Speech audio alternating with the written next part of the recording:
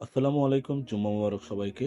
আশা করি সবাই ভালো আছেন, সুস্থ আছেন। আজকে নামাজ শেষে রাস্তা দিয়ে যাওয়ার সময় হঠাৎ দেখলাম এক সিনজোলা মামা এক পাগলের চুল কাট দেখলাম উনি ব্লেড দিয়ে চুল কাটার চেষ্টা করছিল, কিন্তু হচ্ছে না। পরে আমরা দাঁড়ালাম, দাঁড়িয়ে একটা সেলুন থেকে একটা কেচি আর একটা ট্রিমারের ব্যবস্থা করে দিলাম। দেন চুল কাটা হলো। পরে ভাবলাম শরীরের কাপড় ময়লা, তো একটু কাপড়ের ব্যবস্থা করা যায়। এরপরে ট্রাউজার আর একটা জার্সির ব্যবস্থা করে দিলাম, সেটা পরলো আর ময়লা কাপড়গুলো ফেলাই দিল। তখন সময় প্রায় দুপুর 3টা বাজে। তো খাওয়া দাওয়া করে নাই, তো এই জন্য আমরা খাওয়া দাওয়ার একটা ব্যবস্থা করে দিলাম। তো মাসাল্লাহ খুব সুন্দর করে খাচ্ছিল। আর ওনার স্মৃতিশক্তিও ভালো ছিল, উনি সবই বুঝে।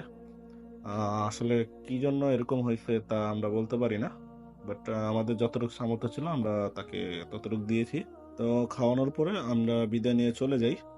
তো আপনারা যারা রাস্তাঘাটে এরকম মানুষ দেখবেন, অবশ্যই যতটুকু পারেন সাহায্য করার চেষ্টা করবেন।